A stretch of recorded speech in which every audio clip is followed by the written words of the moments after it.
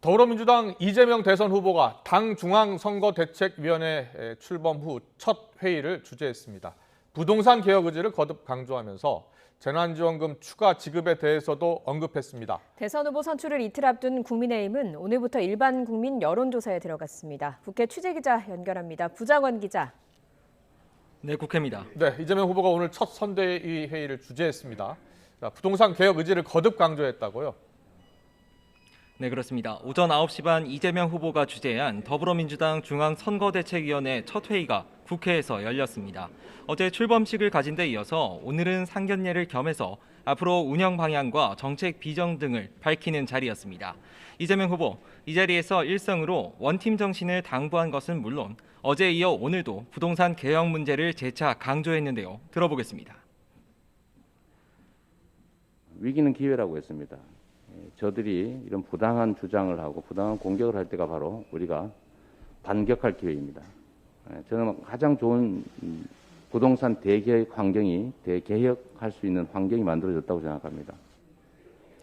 결국 이번 대선에서 최대 쟁점이 될 수밖에 없는 부동산 이슈를 선점하는 동시에 야권의 대장동 공세에 대한 정면 돌파 의지를 피력한 거로 읽힙니다. 이와 함께 이재명 후보, 전국민 재난지원금 추가 지급 필요성도 거듭 강조했습니다. 민생을 보살핀다는 측면에서 소상공인 보상과 지원금 최저한도 증액 등의 방안을 적극 추진해달라고 당부한 겁니다. 대선 체제로 전환한 민주당은 일단 단일 대우를 이루는 게 당면 과제인데 이재명 후보, 이를 위한 화학적 결합에도 속도를 내고 있습니다. 그제 이낙연 전 대표 측 핵심 의원들을 만난 데 이어서 어제는 정세균 전 총리 쪽 김영주, 안규백, 이원욱, 김교흥 의원과 비공개로 만찬 회동을 가지며 끌어안기에 분주한 모습입니다. 네, 민주당은 이렇게 선거 체제가 꾸려졌고 국민의힘도 후보 선출이 한창인데요. 오늘부터는 여론조사가 시작되죠. 그렇습니다. 오늘 오전 9시부터 후보 선출의 향방을 가를 일반 국민 여론조사가 시작됐습니다. 여론조사 기간 4곳이 각각 1,500명씩 모두 6,000명을 상대로 이틀간 전화 면접을 해서 민주당 이재명 후보를 이길 국민의힘 주자는 누구인지를 사지선다로 묻는 방식입니다. 이틀 먼저 시작된 당원 투표의 경우 모바일 투표는 이미 마쳤고 오늘부터 이틀 동안 ARS 전화 투표가 실시되는데요. 이미 투표권을 가진 당원 57만 명 가운데 54.49%가 참여해 역대 최고치를 기록한 만큼 ARS 조사까지 합친 최종 투표율은 70%에 가까울 거란 전망이 나옵니다. 이렇게 막바지 경선 열기가 뜨거운 가운데 제1야당의 최종 후보를 가를 승부는 이제 이틀 앞으로 다가왔습니다. 4명의 주자들은 긴장감을 늦추지 않고 막판 표심 공략에 한창인데요. 대여 공세를 강화하는 모습이 눈에 띕니다. 남대문 시장을 찾은 윤석열 전 총장은 소상공인 피해 지원을 약속하며 전국민 재난지원금에 각을 세웠고 이런 광범위한 재난지원보다는 우리 자영업자 여러분들의 실손 보상 개념으로 재난 피해를 좀 보상해드리고. 홍준표 의원은 여당의 관권선거 중단과 민주당 이재명 후보의 특검을 촉구하는 긴급 기자회견을 열며 대여 규탄 대열에 가세했습니다.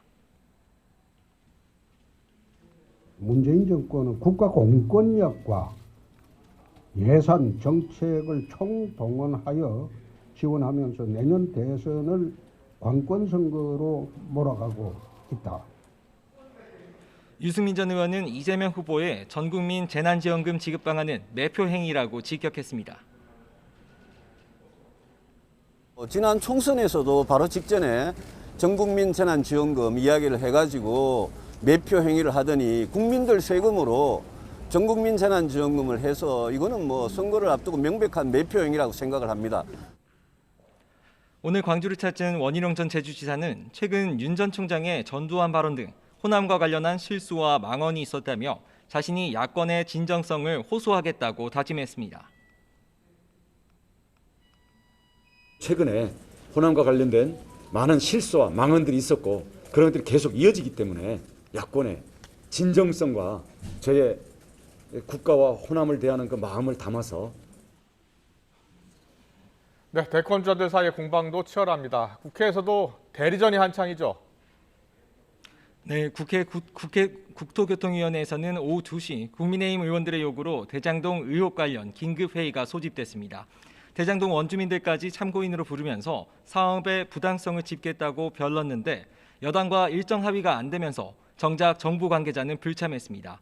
또 민주당 의원들은 일방적인 회의 진행을 규탄하며 신경전만 펼쳐졌습니다. 이 과정에서 국민의힘 간사인 송석준 의원이 지난번 경기도 국정감사 때에 이어서 대장동 의혹을 풍자하는 강아지 인형, 일명 대똥이를 꺼내들면서 고성이 오갔는데요. 민주당 의원들은 국회가 예능이냐고 극렬하게 반발하다가 끝내 퇴장하는 촌극도 빚어졌습니다. 이 밖에도 정부의 여당 공약 개발 의혹도 도마 위에 올랐습니다. 중앙선거관리위원회가 선거법 위반 혐의로 박진규 산업통상자원부 1차관을 대검찰청에 수사 의뢰하고 여성가족부를 상대로도 조사에 착수했다는 사실이 알려지면서부터입니다. 박 차관은 지난 8월 직원들에게 대선 후보들이 공약으로 수용할 만한 아이디어를 발굴하라는 취지의 지시를 내린 것으로 알려졌습니다. 여성가족부 김경선 차관도 내부적으로 공약 제출을 지시했다는 의혹이 불거진 상태입니다. 국민의힘은 관건 선거가 극심하다며 공세 수위를 높이고 있는데요. 신인규 상근부 대변인은 논평에서 정부 부처가 스스로 민주당의 공약 하청업체 노릇을 하니 기가 차다며 정부와 민주당이 환상적인 팀플레이로 내년 대선을 치르려는 모양이라고 비꼬았습니다. 지금까지 국회에서 YTN 부정원입니다.